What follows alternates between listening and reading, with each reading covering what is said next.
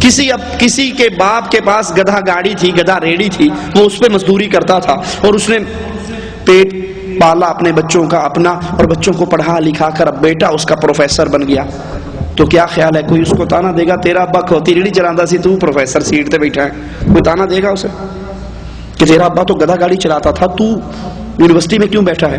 اگر کوئی تانا دے بھی صحیح تو وہ کیا کہے گا؟ بے وقوف، میرے ابے نے پڑھا نہیں تھا، میرے ابا جی غریب تھے، ان کا باپ ان کو پڑھا نہیں سکا، بے علمی کی وجہ سے وہ موچی بنے یا گدھا بان بنے، گدھا ریڑھی چلانے والے بنے.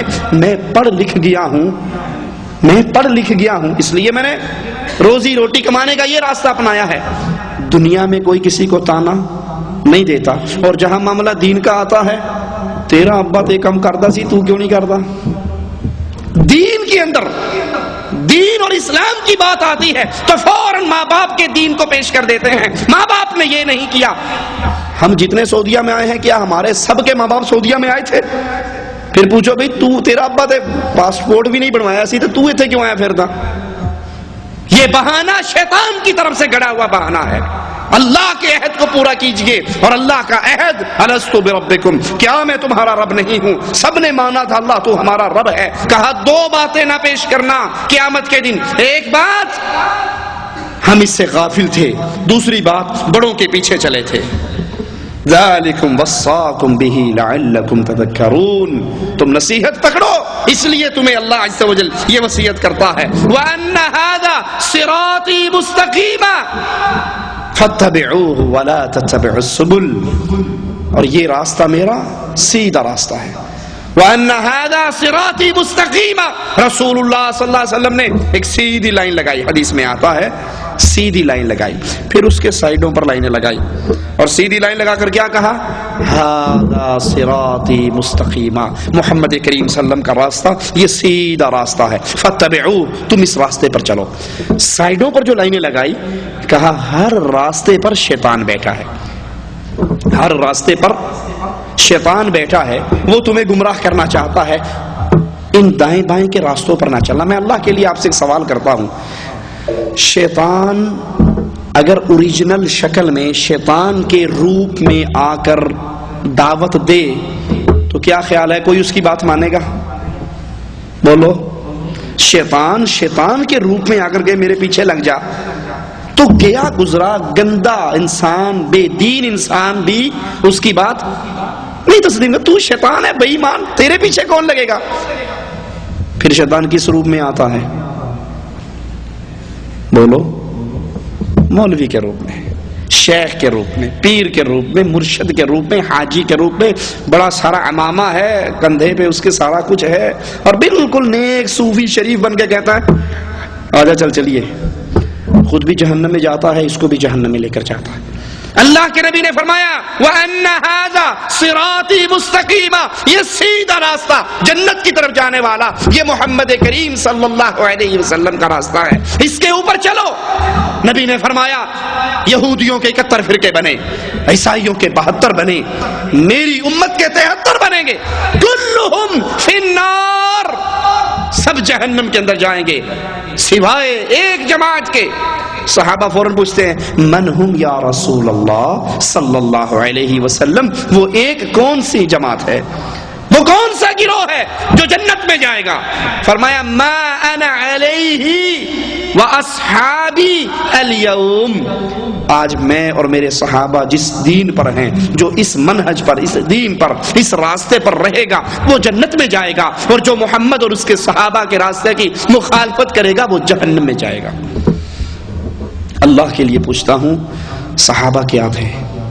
دیوبندی تھے، بریلوی تھے، سنی تھے، نقشبندی تھے، چشتی تھے، قادری تھے، رضوی تھے، نوری تھے، سہر وردی تھے، وردی تھے، بغیر وردی تھے، کیا تھے؟ کیا صحابہ محمدی نہیں تھے؟ کیا حکم محمد آنے پر صحابہ اپنی گردنوں کو جھکا نہیں دیا کرتے تھے؟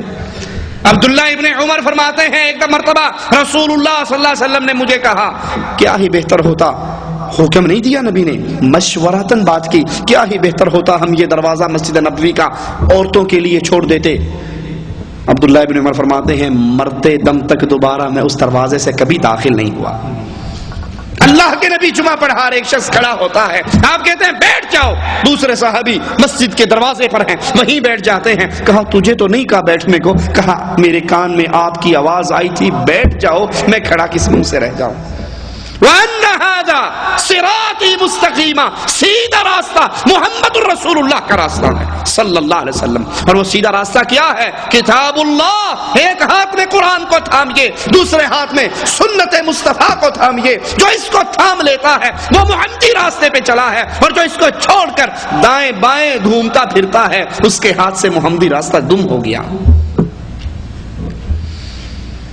اللہ کے نبی علیہ الصلوۃ والسلام کے اصحاب کرام کس دین پر تھے؟ سوچئے، اللہ کے لیے عقل کو استعمال کیجئے۔ کیا اللہ کے نبی کے اصحاب کرام کے دور میں کسی کا دربار تھا؟ کوئی درگاہ تھی؟ کہیں عرس ہوتا تھا؟ کہیں لکی رانی سرکس لگتی تھی؟ کہیں میلے تھے؟ پکی قبریں تھی؟ قبروں کی پوجا تھی؟ تعویذ گنڈے لکھنے والے مولوی تھے؟ اللہ کے لیے اپنی عقل سے سوال کیجئے، اللہ کے نبی کے دور میں وہ اسلام کون سا تھا، اور آج ہمارے دور کے اندر وہ اسلام کون سا ہے؟ جو اسلام رسول اللہ کے دور میں تھا وہ صحیح اسلام ہے۔ ہر نئی چیز اچھی ہوتی ہے، ہر نئی چیز اچھی ہوتی ہے، لیکن اسلام جتنا پرانا ہوگا اتنا اچھا ہوگا۔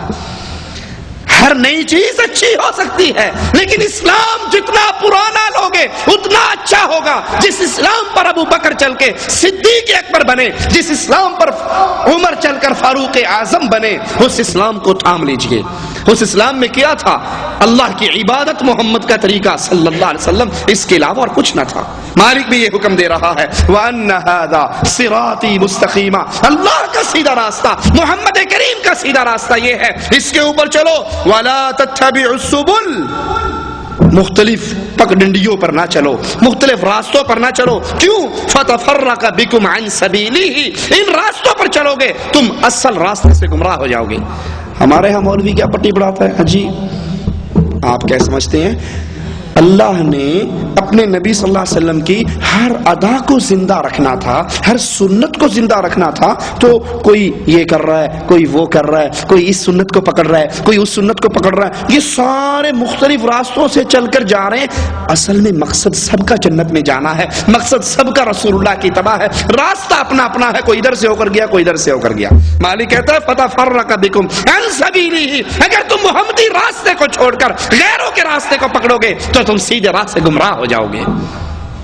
محمدی راستہ کیا ہے؟ صلی اللہ علیہ وسلم، کتاب اللہ اور سنت رسول اللہ۔ مثال دے کے اپنی بات ختم کرتا ہوں۔ دودھ خالص کون سا ہوتا ہے؟ جو بھینس کے تھن سے نکلے وہی خالص ہوگا نا۔ جو بھینس کے تھن سے دھار نکلتی ہے یہ خالص دودھ ہے۔ اب اس میں کوئی نلکے کا پانی ملا دے، ملاوٹی، دریا کا پانی ملائے، ملاوٹی، کنویں کا پانی ملائے، ملاوٹی، جوہر کا ملائے، ملاوٹی، بارش کا ملائے، ملاوٹی، جو مرضی پانی ملا دے، ملاوٹی۔ ایک آدمی وہ کہتا ہے کہ کنویں کا، جوہر کا، نہر کا، نلکے کا یہ تو عام پانی ہے نا، مولوی صاحب میں دودھ کے اندر زمزم کا پانی ملاتا ہوں، مکہ سے منگواتا ہوں، زمزم ڈال کے بیچتا ہوں دودھ میں، تو میرا دودھ تو پھر خالص رہے گا نا، خالص نہیں ہوگا۔ کیا خیال ہے آپ کا؟ زمزم ڈال کر ملاؤ گے، زمزم ڈال کر بیچو گے تو دودھ خالص رہے گا؟ بلکہ حقیقت کیا ہے کہ یہ زمزم ڈال کر بیچنے والا زیادہ فراڈیا ہے۔ نلکے اور ٹونٹی والے سے زیادہ فراڈیا وہ ہے جو زمزم ڈال کے بیچ رہا ہے، کیونکہ زمزم کے تقدس کو لے کر آیا ہے نا کہ اتنا پاک پانی یہ ڈالنے سے ملاوٹی کیسے ہو سکتا ہے۔ یہی ہم نے کیا ہے۔ دودھ کے اندر جو خالص اسلام تھا اس کے اندر کہیں کسی نے کوئی پیر صاحب کو ڈال دیا، کسی نے کوئی شیخ کو ڈال دیا، کسی نے 12 امام کو ڈال دیا، کسی نے اتنے امام کو ڈال دیا، کسی نے اس کو ڈال دیا، کسی نے اس کو ڈال دیا۔ آپ اس میں کسی کو مرضی ڈال دو، دین کو آپ نے خالص نہیں رہنے دیا۔ دین خالص اسی وقت تک ہے جب تک یہ قال اللہ اور قال الرسول تک ہے۔ ذالکم وصاکم بہ لعلکم تتقون، یہ اللہ کی طرف سے حکم ہیں، وصیتیں ہیں، اس پہ عمل کرو، اس پہ عمل کرو گے تو تم متقی بن جاؤ گے، متقی بنو گے تو پھر اللہ سے امید ہے کہ اللہ ہمارے گناہوں کو معاف فرما کے ہمیں جنت الفردوس میں اعلیٰ مقام عطا فرمائے گا۔ اللہ تو ہمارے گناہوں کو معاف فرما دے، اللہ تو ہماری خطاؤں کو معاف فرما دے، اللہ تو ہماری سیاہ کاریوں کو معاف فرما دے، ہمیں زندہ رکھ، ایمان پر رکھ، اسلام پر رکھ، توحید پر رکھ، ہمیں موت دے تو اس حال میں دے۔ اے اللہ تو ہم سے راضی ہو، ہم تجھ سے راضی ہوں۔